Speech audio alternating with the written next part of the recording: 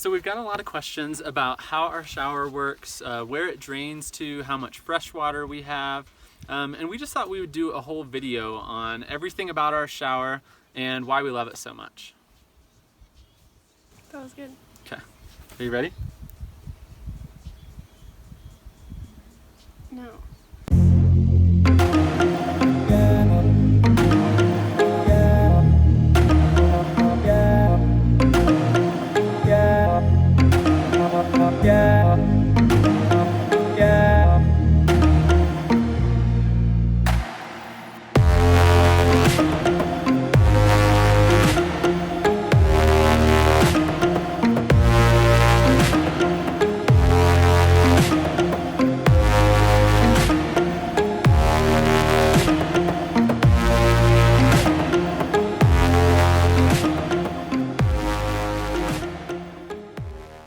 Designing our van, we knew that we wanted the standard body transit van and that there would be no way that we would have room for like a full standalone shower unit. So we came up with this system that's hidden into the floor and virtually takes up no space at all.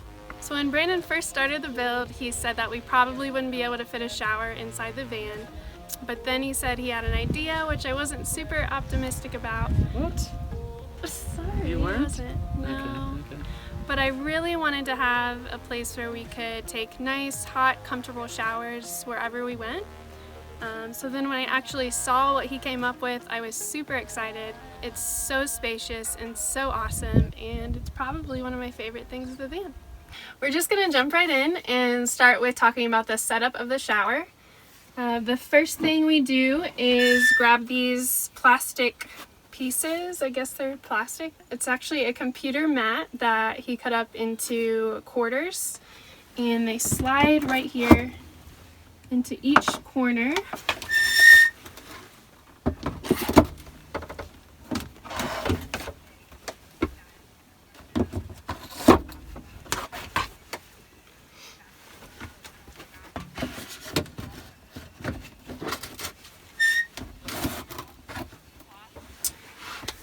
So basically what that does is make sure that all of the water from the shower is sealed tightly into this square.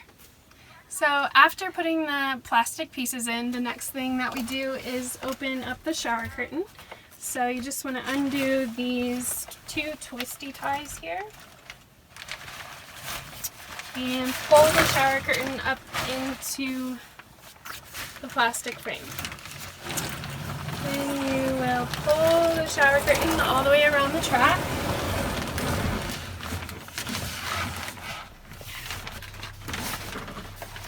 And then we have these little carabiners that hook onto the first ring and the third ring. Voila! So our shower head and our valves are situated right over the shower. That way they're easy access once you're inside.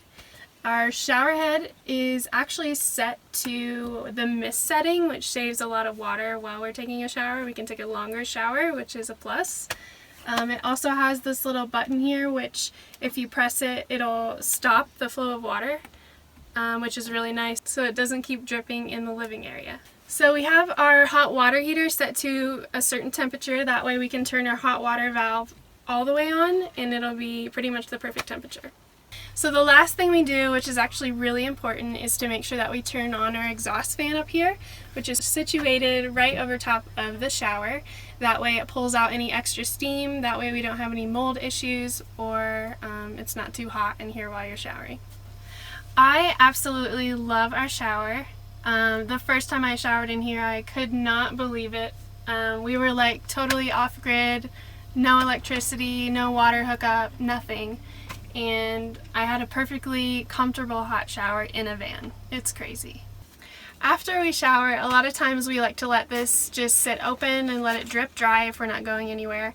If we're kind of in a hurry and we need to get on the road, then we like to just pull this over, pull it out here on the step, tie it back up, and then it totally just dries itself on the step, which really isn't an issue because all the water drips down outside anyway. So now that we've kind of covered how to use the shower and how it works and clearly how much Katie loves it, I'm just going to go through kind of the details of how it's built. This is actually kind of our second iteration of this shower. When I first started, I had essentially 2 fold-up flaps, and that shower curtain would sit inside those 2 fold-up flaps. And then we had our vinyl plank flooring on top of those fold-up flaps. We had a couple issues with that. The first was that the pan would basically never dry out. So the water would kind of slosh around in there a little bit, and it would never dry out. And the shower curtain that was inside there, I had a small little piece of shower curtain to keep it waterproofed. It kind of got slimy and just unpleasant. The other issue with that was that I didn't have a great way to keep that floor from flexing. So whenever you walked on it, it would start to flex, and over time it would eventually break down. So we basically tore that whole section out and replaced it with this cedar slat floor. You'll notice that this is all cedar, and it's finished with like a deck sealant. I think it was mostly left over from what I had from the ceiling. I may have had to buy another piece or two. But basically all I did was ripped down some cedar planks. I put a chamfered edge on them with a router, which is basically a 45-degree angle. It's just really slight, and that keeps from being able to get any splinters on that. And then obviously sanded it really well, because we do stand barefoot on this, and it is really smooth. After that, put a clear coat on it that's again kind of like a deck sealer, and that hopefully should keep it lasting really long. And so far we haven't had any issues at all with discoloration or cracking or anything like that, so I expect it to last quite a while. I put it together with galvanized finish nails. I believe I used 16 gauge on this, but underneath these slats are cross members about every 8 inches that carry the load down to the pan. I'm going to go ahead and pull this shower pan out and kind of show you underneath. So we do have to make sure that we pull this cedar slat system out occasionally. We've kind of been doing it every few weeks just to make sure that there's no clog in the drain. If the drain does clog, the water could back up into this pan and flood the van, which would obviously not be a good thing at all. If I was to do it again, I think I would have put a second drain on the other side of the pan, and that would make sure that if one drain clogs, the other one can still drain water out. But also sometimes we can't get very level in the van, and you'll notice the drain is on the right side of the pan. So if we're parked too far leaning left, that water has a harder time to get to that drain. It kind of has to build up on the left side of the pan to get into the drain. So I'm going to go ahead and pull this out. It's not too bad. It's cedar, so it's pretty light, and it comes right out. It just sits in there. There's no attachment in here, and you can see that this pan right now, we haven't cleaned it in a few weeks, is quite full of sand. We were on the Oregon coast recently. I was trying to kite surf and not really doing very well, but we managed to get plenty of sand here in this pan while we were doing it. So we're just going to go ahead and clean this pan out before we continue. Now kind of onto the actual setup itself. Again, this is a stainless steel washing machine pan. It's in the description, the link to it on Amazon if you're interested. It's kind of pricey. I think it's like 140 bucks maybe, but super great reviews, and there's no way it's going to leak or rust for that matter. But basically what we have is it's sitting on top of a layer of 1/2-inch plywood. Whenever we first started building the van, we did 1 layer of 1/2-inch plywood on the entire floor. And then we set this pan where it was going to go. I cut out kind of a section for this drain to go down through. Then we put on, it's either 2 or 2.5-inch rigid foam insulation all the way around the pan, everywhere in the living quarters of the van. So from the front of the bed up to here, around this pan, actually with the exception of the toilet because we dropped that down, is a 2-inch rigid foam, 2 or 2.5, whatever I needed for the height of this pan. And then we did 1/2-inch plywood over top of that rigid foam. And we did this vinyl plank flooring, which is roughly 5 mil, about 1/4 of an inch on top of that. After that, this is just standard stair edging you can pick up at Home Depot, and I just kind of cut the corners, and I actually have two pieces overlapped right here, and we just trimmed the whole thing out with this stair nose edging.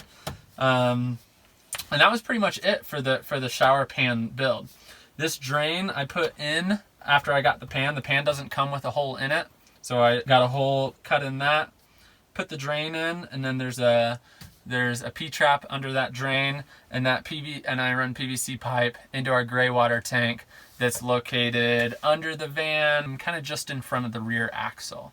That's a 13-gallon tank, I believe, which will do 1 shower, 2 if we're like really conserving, but most of the time we're out in areas where we don't have to worry about dropping our gray water. So a lot of times we leave that valve open unless we're in an area where, it's sensitive to that kind of thing. Once we've cleaned out the pan, we can go ahead and put our Cedar slat unit back in.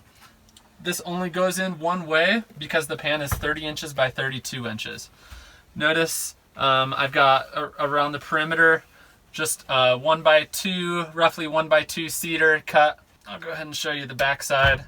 It's kind of dirty on the back end, but basically we've got these 1x2s that are kind of supporting the load and transferring that down onto the pan, which of course is on 1/2-inch plywood again, directly on top of the metal van floor. So like I said, this goes in one way. And what I did was just cut this. I built this just a little bit smaller than the pan itself, so it does move around a little bit. It slides around a little, but it hasn't been an issue at all for us. Those plastic pieces, then that gives them room to drop into the corners. And once those are in, it's pretty well tight. As far as the supply lines for the shower go, we've got our hot and cold valves right here, and we use all 1/2-inch PEX tubing. So those valves are right in here. They come behind this trim piece. They run right here into this cabinet, across here, and then they come down through this trim. I built this big trim kind of housing to cover those pipes up. They go down into the laundry hamper, and then they go over across. One obviously goes to the hot water heater, and one goes to our cold supply. Originally, we had a 33-gallon freshwater tank up here, and we had a 22-gallon gray water tank. I also had a sump pump down here that pumped the water from the shower up into the gray water tank, and that sump pump was a little gimmicky, and I didn't trust it because if it doesn't work, it could flood the van. So we ended up getting rid of the sump pump, and we added a gray water tank under the van so that this can just drain straight into it. And the old gray water tank we pulled out from the back of the van. I actually had access to it from the back of the van. I could pull it out and then put a new one in, and I plumbed the two together, the new 22-gallon tank and the existing 33-gallon freshwater tank. So now we have 55 gallons. We don't always fill it all the way up because I do know it's a lot of weight on the van, but when we are going off grid and we know that we're going to be off grid for close to a week, we will fill it all the way up. We also have airbags on the suspension to help with that weight assist. Did want to note the reason I have these pipes in here, and I kind of have all this out away from that wall, is because you don't necessarily want to put plumbing in an exterior wall because it could freeze. So I kind of wanted to keep it all on this side of the wall. I have the wall insulated, and then I actually have the pipes on this side of the wall so that it's less likely that those pipes could freeze. So another really cool feature of the shower that we actually didn't know about until we actually had it in place was that it makes a really great mud room being right at the entrance of the van. If we were just at the beach and we're sandy or have any mud on your shoes, it's a great spot to just hose off your shoes or your legs or your feet. Then once they're hosed off, we just sit them usually right here, and all the water just drains into the shower, and it makes a perfect mudroom. When I first built the shower, it was one of the most frustrating things that I did in the van because I just couldn't get it to work the way that I wanted it. Once we redesigned it to this Cedar slat system, it honestly exceeded expectations. I wasn't sure about how it would be with being right at the front door, but we've loved it.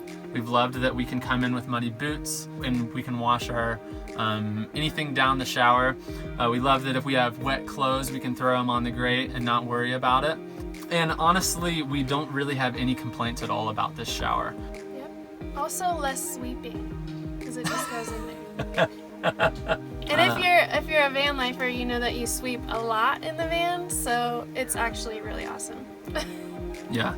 Katie probably sweeps the van like at least once a day, which, if you know Katie, you know that that's a little uncommon for her. True. Make sure to hit the thumbs up and like us, maybe subscribe if you want to see some future videos or a little more of this cutie over here. Stop it. He hates it when I say that. Okay, we're done here. Anyways, see you next time. Thanks for watching.